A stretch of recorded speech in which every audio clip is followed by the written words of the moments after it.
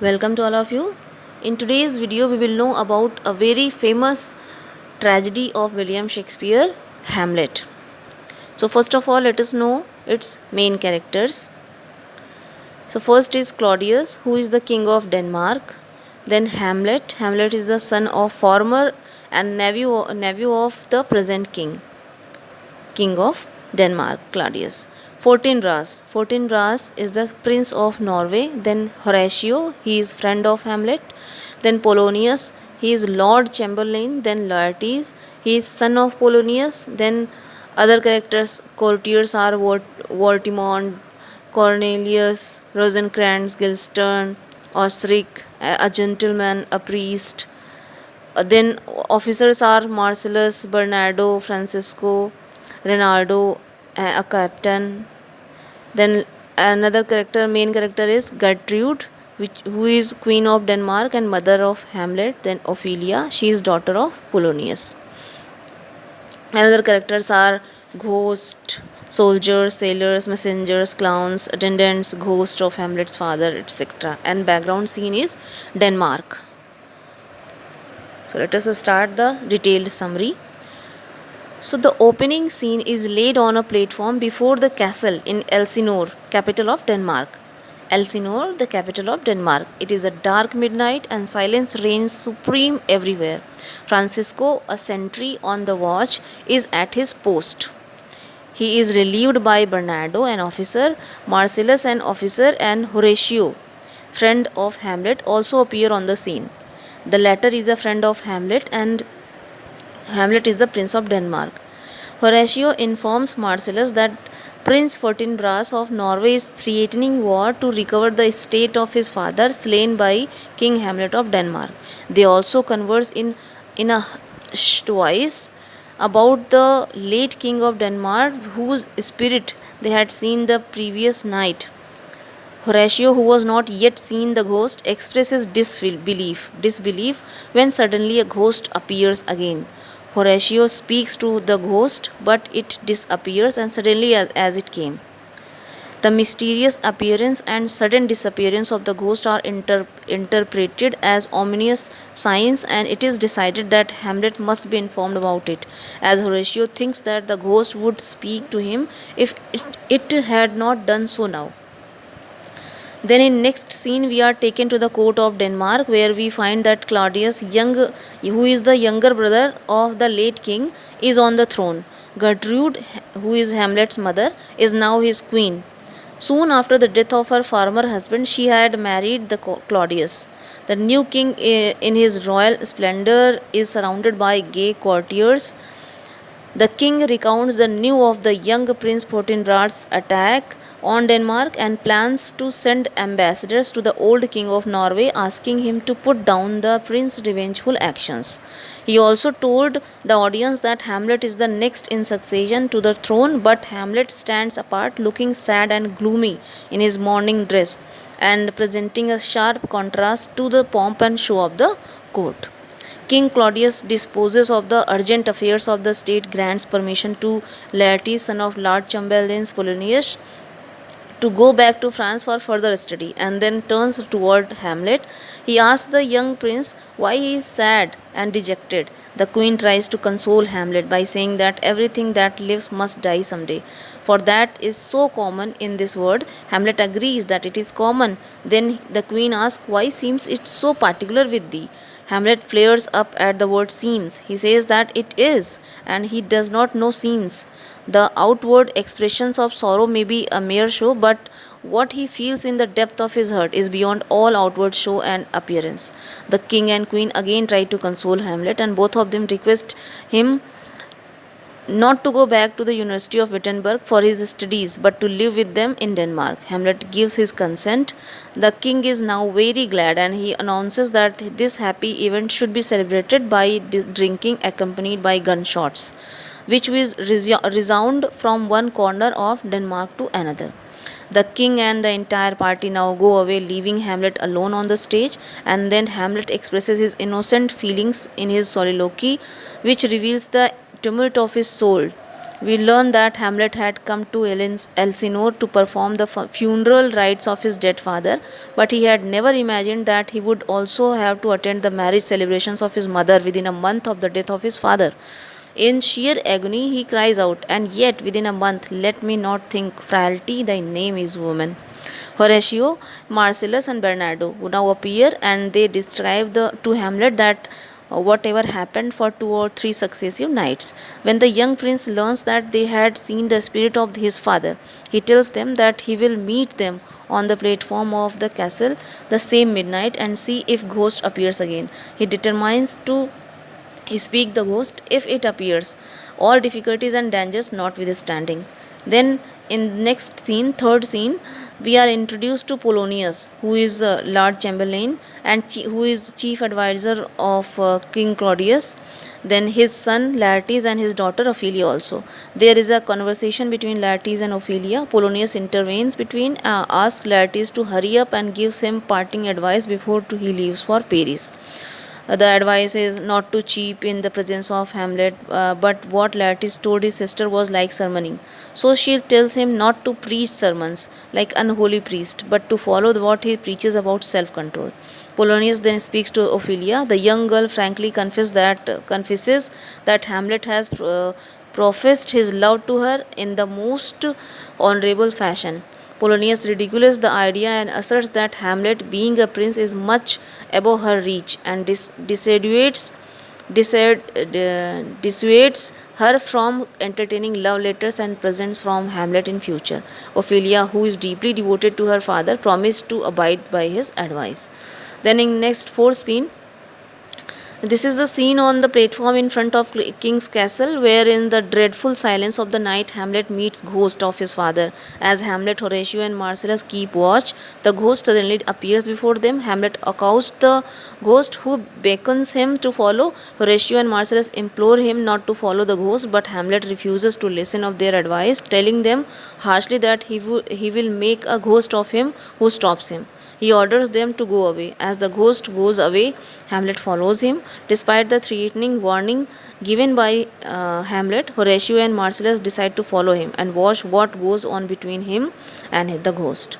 Then in next fifth scene, the ghost leads Hamlet to a solitary place where he reveals that he is the spirit of his father, who was put to death by his own brother Claudius, who now occupies the throne.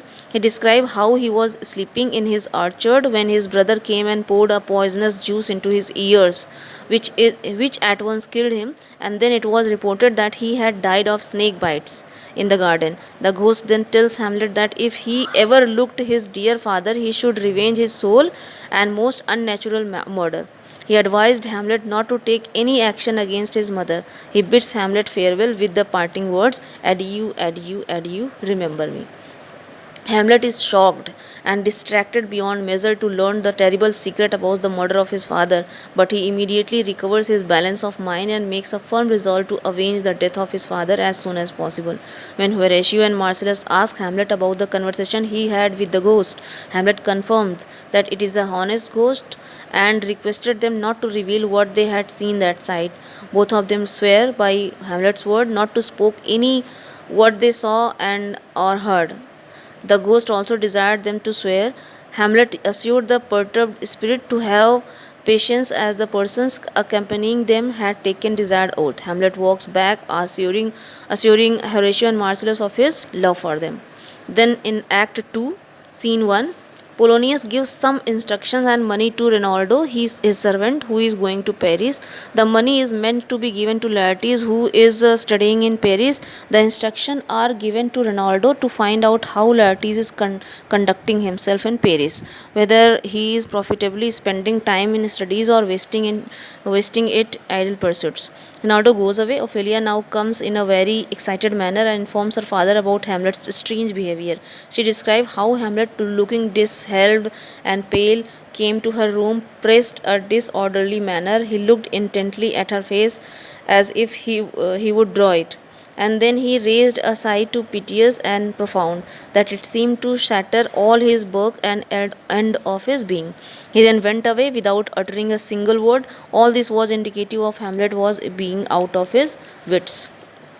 Polonius is now convinced that Hamlet's love for his daughter is deep and profound. He concludes that disappointment in love is the cause of Hamlet's strange behavior, since Ophelia, acting according to the advice of her father, had repelled his letters and denied him access to her. He decides to inform the king about it. Then, second scene. In the second scene, Rosencrantz and Guildenstern, they are the courtiers, are old classmates. They are the old classmates of the Hamlet also. So the king and queen ask them to meet Hamlet in order to assess the cause of his awkward behavior.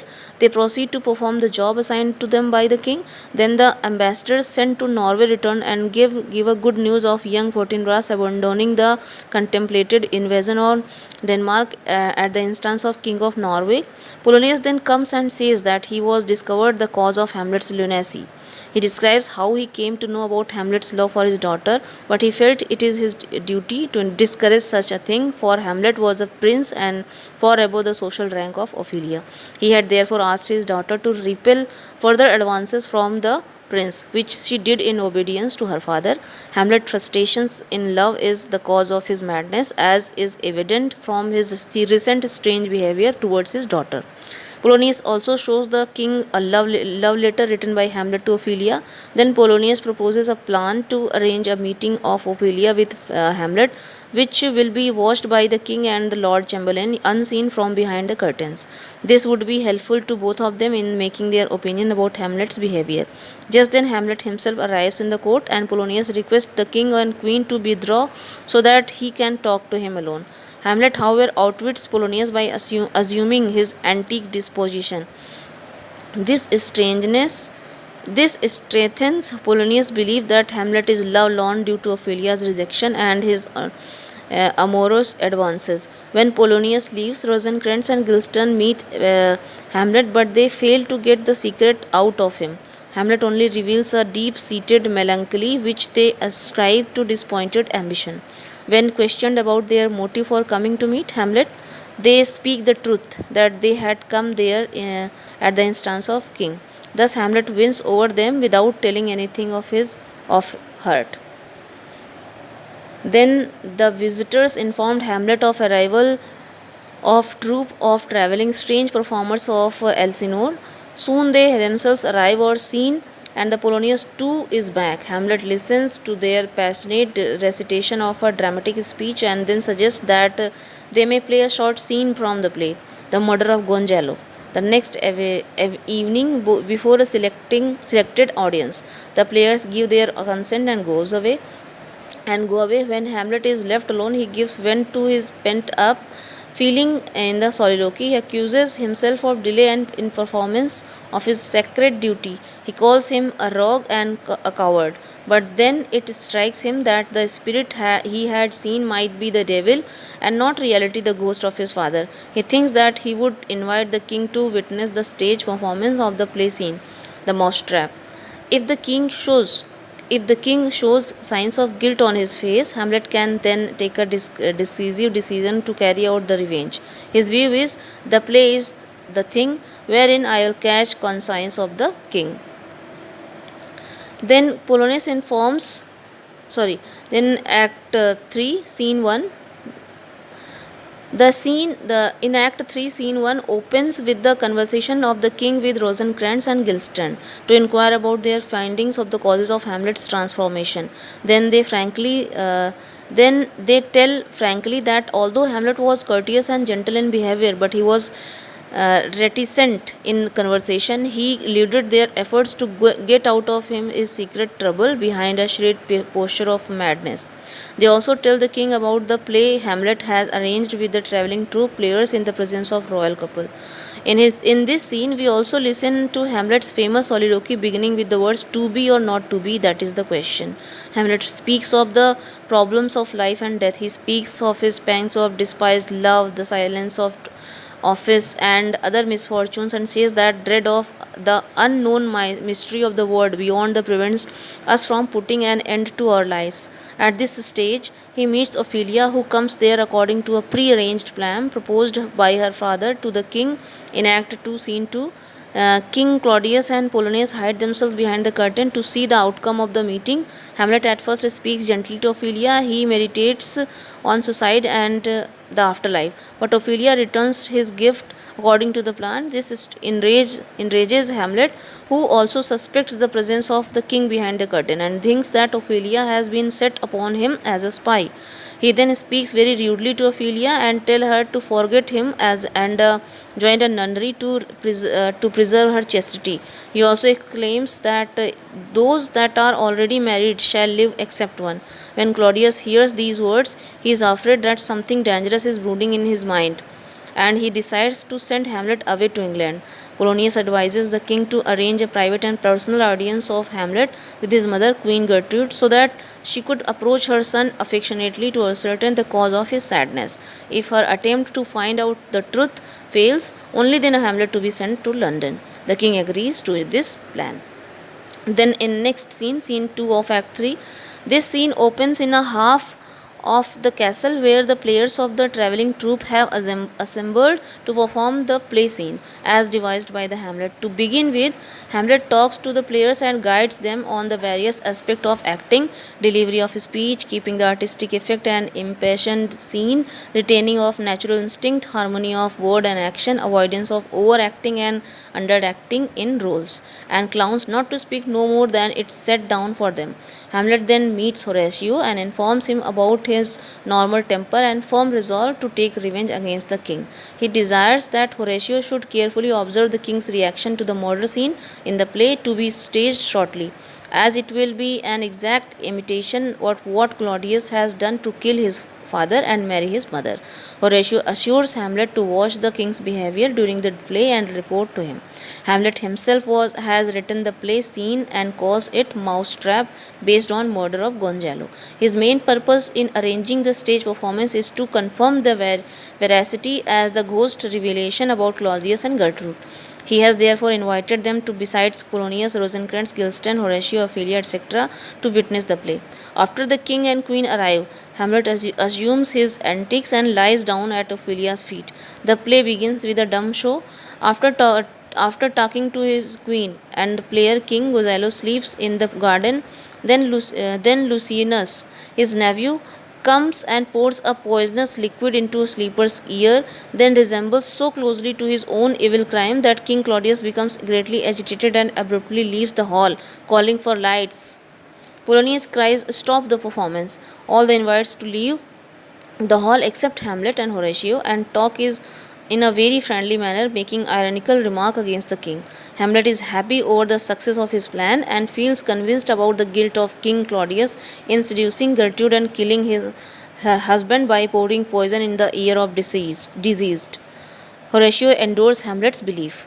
Now Rosencrantz and Guilston approach Hamlet with the message of the distressed queen to meet her in her private room. Hamlet befools them by his ready and convincing wit and concludes his conversation that they would never find out the cause of his distemper. Soon Polonius joins with the message that Queen would speak with Hamlet and presently. Hamlet ponders, gives a cryptic reply and requests all visitors to leave him alone. He ponders over his mother's invitation and decides to speak daggers to her but use none. He will not be cruel to perform any unnatural act like Nero or Roman emperor. Then next scene, scene 3, King Claudius has decided to send Hamlet away to king. He asks Rosencrantz and Guilston to get ready to escort the prince to England. When they go away, Claudius reflects upon his crime and feels penitent. He kneels and prays for a few minutes. Just at this time, Hamlet comes on his way to meet his mother and finds his uncle kneeling at prayer. He could now take his revenge, but he argues in his mind that his father was killed without giving him time for prayer or confession before death. So his murder could not be avenged by killing the murderer in act of praying to God. That would be reward and not a punishment of the sinner. Claudius Hamlet therefore spares the king and proceeds to meet his mother. Then in the next scene, Hamlet meets his mother. Scene fourth. This meeting has been arranged in accordance with the wishes of King Claudius. Polonius hides himself behind the curtains in the queen's closets so that they can hear the conversation between the mother and her son, and reports it to King Claudius. The queen says to Hamlet that he has offended his father, meaning King Claudius by the stage performance of Mousetrap. Hamlet retorts that she had offended his father, meaning the late king. There is an exchange of hot words, and the queen cries out for help. Instantly, a voice is heard from behind the arras. What? No! Help! Help! Help! Hamlet impulsively draws out his dagger and thrusts it through the arras without knowing who is hiding there. When he unfolds the arras, he discovers the dead body of Polonius. Hamlet rebukes his father for his lustful liking for King Claudius. Now the ghost enters the room, reminds Hamlet of his unfulfilled promise, and asking him to speak softly to his mother disappears. As the queen does not see the ghost, she thinks that Hamlet is experiencing an illusion due to the discoverer disorder of his mind. But Hamlet asserts that he is in his senses and she must not forget her own offense. He asks her to pray to God to repent for her past sins and avoid sinning in future. Hamlet also desires his mother, a beautiful, sober, and wise queen, not to disclose anything about him to lecherous king. She assures Hamlet that she will give up her life before disclosing to anyone what he had spoken to her. Then Hamlet tells the queen about the king's proposal to send him to England, assaulted by his school fellows Rosencrantz and Guildenstern, whom he considers nothing better than two poisonous snakes. While expressing his regrets for the sudden death of Polonius, he considers that while thrusting his dagger in the curtain, he acted merely as God's instrument. Now he will dispose of his dead body and answer for his death. He bids good night to his mother and walks away carrying the dead bodies of Polonius with him. Then in Act 4th, Scene 1, this short scene is set in a room of castle where Queen Gertrude informs the king confidently that Hamlet, while conversing to her in her closet, observed somebody moving behind the arras. In his fit of madness, he cried out, a rat, and whipping out his dagger, thrust it in the hanging, piercing Polonius, who fell down and died. Hamlet then dragged away the dead body of Polonius, repenting over the sad incident which occurred by chance. The king pretends to believe. The king pretends to believe that Queen and summons Rosencrantz and Guildenstern, who are preparing for their journey to England. He tells them about the sad killing of Polonius and hands off Hamlet in the state of madness and walking away with the dead body from the queen's closet. He directs them to search out Hamlet, speak to him mildly, and bring the corpse of Polonius to the chapel of the burial rites. The king also decides many things. First is to make Hamlet leave for England by the evening. Second is to accept responsibility for the murder of Polonius, and third is to send for his best friend and explain them to providing reasonable excuses how the accident has taken place. Then in next scene, as directed by the king, Rosencrantz, Guildenstern and meet Hamlet and ask him where he was kept and where he kept the dead body of Polonius. They also ask him to accompany them to meet the king. Hamlet gives evasive and humorous replies to all the questions put by the representatives of the king, whom he calls spongers of the king. It is illustrated by the following question and answers. Rosencrantz, my lord, you must tell us where the body is and go with us to the king. Hamlet, the body is with the king, but the king is not with the body. The king is the thing. Guildenstern, a thing, my lord? Hamlet, oh, of nothing, bring me to him. Hide fox and all after. Then in next scene, third scene, when Hamlet meets King Claudius, the latter asks him about the Polonius. Hamlet gives paradoxical replies till at last he suggests that his body may be found below the staircase leading to the lobby. The king tells some attendants to go and find out the dead body of the Polonius. The king then returns towards Hamlet and suggests that for his own safety he must go to England. Hamlet readily agrees. It is arranged that he should be escorted by Rosencrantz and Guildenstern. These two false friends carried with them a secret letter from King Claudius to the English king. Bids farewell to his mother and leaves, followed by the two companions deputed by the king to his escort for his journey by sea. After the departure of Hamlet, Claudius indulges in a soliloquy which is ominous, as it reveals his appeal to the King of England to put Hamlet to the death immediately he reaches there. Then in next scene, scene 4th, on the way to England, Hamlet meets a captain of Norwegian forces under Prince Fortinbras going through Denmark against some part of Poland. He learns that they are going to fight over a small plot of land that is not wide enough to cover the dead bodies of the Norwegian soldiers on march. Hamlet again thinks of his own indolence and cowardice and promises to himself that in future he should cherish bloody thoughts of revenge against the king and nothing else. Then in next scene, scene 5th, this scene opens in a room of King Castle where the Queen Horatio, friends of Hamlet and gentlemen are present. Their conversation centers around Ophelia, who gets a rude psychological shock by the sudden and sad death of her father. Polonius and turns almost mad. In this scene, she enters the castle singing, "How should I your true love know from another one?"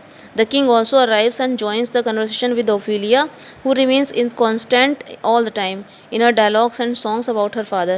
The king is moved by her pitiful condition, shows full empathy, and when she leaves, desires Horatio to follow her and watch her behavior carefully.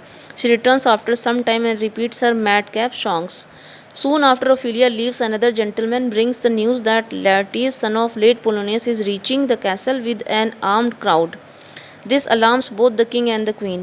Laertes speaks rude and harsh to Claudius. He begins with the words, "Thou king, give my father," and declared to thoroughly avenge the death of his father. There is an interruption in their conversation due to the re-entry of Ophelia. She carries on her songs which move Laertes and remarks that Ophelia's madness is in reflections and remembrance. When she leaves, Laertes speaks with a sigh of grief. Do you mark this pathetic sight? Oh God! King Claudius, being a shrewd and crafty person, responds to the violent outpouring of Laertes with the sweetness and sympathy. He shares his grief for the death of Polonius, pleads his innocence in the crime, suggests an independent inquiry by the wisest friends to be chosen by Laertes, and assures punishment to the real culprit. Thus he calms down the wrath and violent threats of Laertes. Then in next scene, scene 6, this is a very short scene of 32 lines, contains 21 lines read by Horatio from a letter from Hamlet brought to him by a sailor.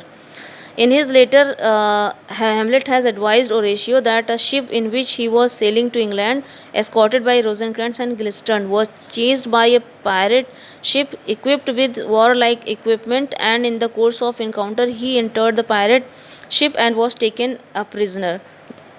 The escort's members remained in the ship, which moved on its assigned route to London. To his good fortune, the pirates treated with him as the thieves of mercy and left him on the shore of Denmark. Hamlet requests Horatio to arrange the sailors' meeting with the king, to whom they shall deliver Hamlet's letter addressed to him, King Claudius, and the queen, and to accompany them so that they bring him to the place of his stay so that they could exchange their secret personality face to face. Hamlet will await Horatio's advice about delivery of letters meant for the king and queens. Then in next scene, scene 7th, after taking Laertes in his confidence, the king explains to him the entire situation. Laertes now realizes that it is Hamlet who is responsible for his father's death and his sister's madness. Laertes now considers King Claudius as his friend and Hamlet as his enemy. It is at this time that King Claudius gets a letter from Hamlet informing him that he has come back to Denmark. The king now devises another plan to King Hamlet. He then suggests to Laertes that he will arrange a friendly fencing match between him and Hamlet. He may choose a sword and battered, and during the combat they may take the opportunity to kill Hamlet. Laertes suggests that he might anoint his sword with a deadly poison so that even a slight scratch on Hamlet's body may prove to be fatal. Claudius goes one step further and says that he will also arrange for a glass of poisoned drink for Hamlet, because after a brisk duel he will ask for a drink. If Hamlet escapes the venomous venomed sword, the poisoned cup will serve the purpose. At that time, the queen comes and conveys his in vivid and picturesque words that sad news of Ophelia's death by drowning. Laertes is deeply shocked at this sad news and bursting into tears. Suddenly leaves the place. The king is alarmed at this sudden turn of events. Both the king and queen follow Laertes in order to console him and to ensure that the good effect of king's exercise to calm down the rage of Laertes is not lost. In fact, the sad news of Ophelia's death by drowning his has roused the wrath of Laertes to the extreme.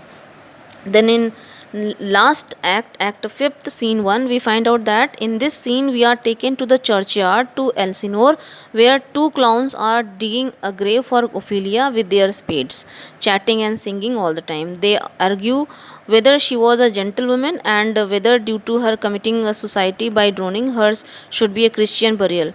Their other topics are: was Adam a gentleman? Who built more lasting things? Who is a better builder?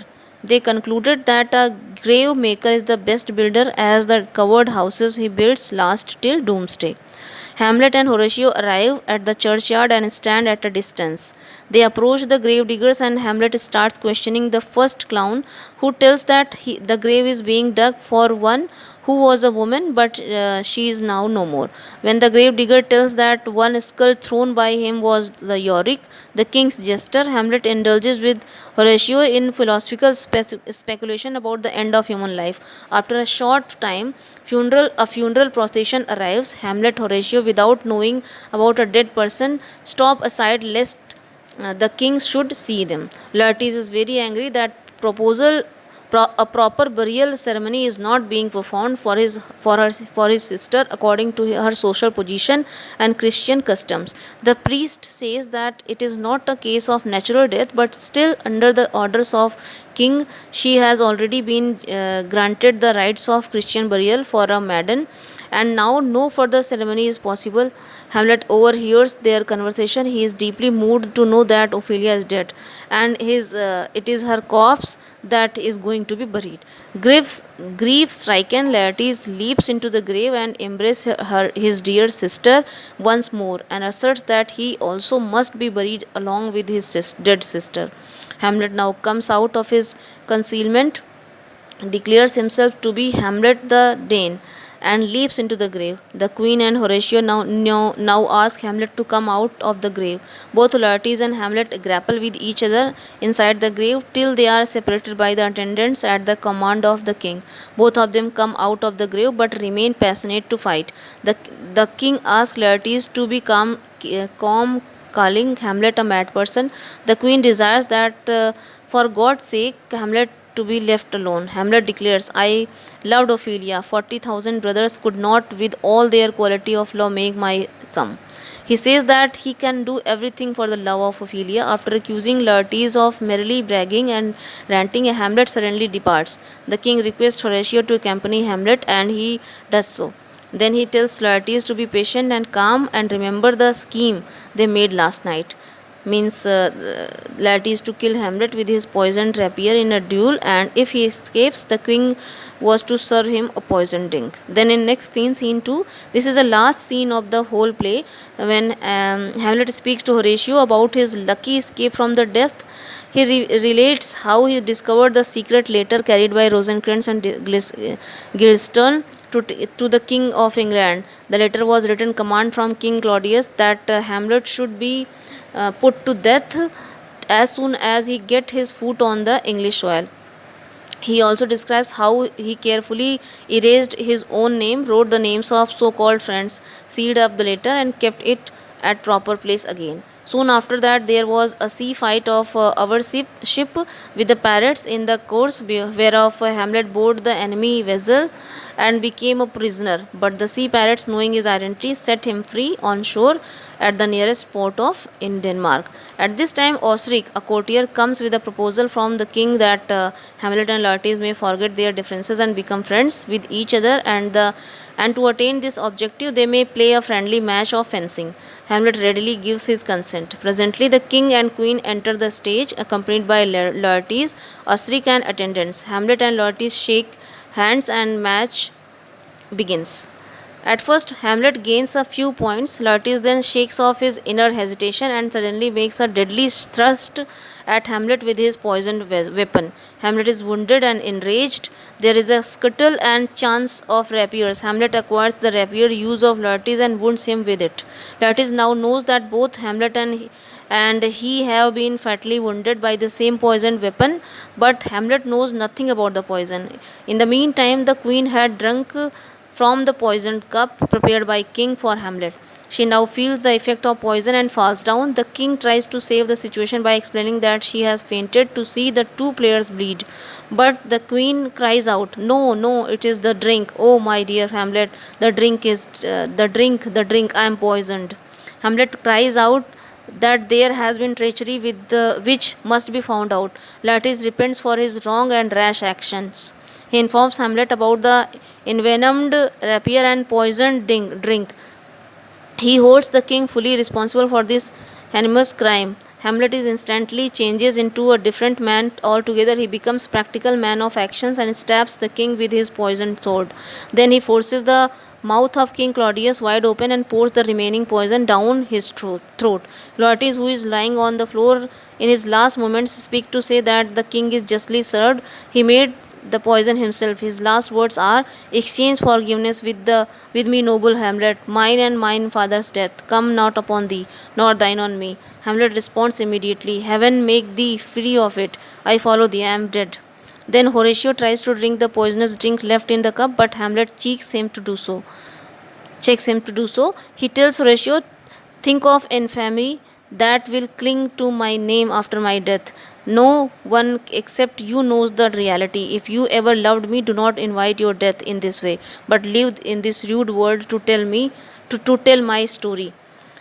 Then Osric the courtier announces the arrival of Fortinbras in the capital after his victory over the Poles. Hamlet now speaks in his last words, "Oh, I die, Horatio. The powerful poison trims over my spirit. I cannot live long enough to hear the news of England, but I make a prophecy that Fortinbras will be elected as the next ruler of Denmark. I will tell him each and everything in more or less details. I welcome the silence of death." Hamlet then passes beyond life into reign of eternal silence and perpetual sleep after fulfilling the promise which he had made to the ghost of his father. The scene ends with the arrival of Fortinbras and England ambassadors on the stage, and they converse with Horatio, who promises to inform them all the details of the tragic story. Fortinbras orders 4 captains to carry Hamlet like a soldier, for if he had to chanced he would have shown himself worthy of his royal descent. He also orders play of music in honor of Hamlet's death and the soldiers to shoot in honor of his other persons when their dead bodies are lifted and carried away. And here the play ends with the tragic ends of the Hamlet.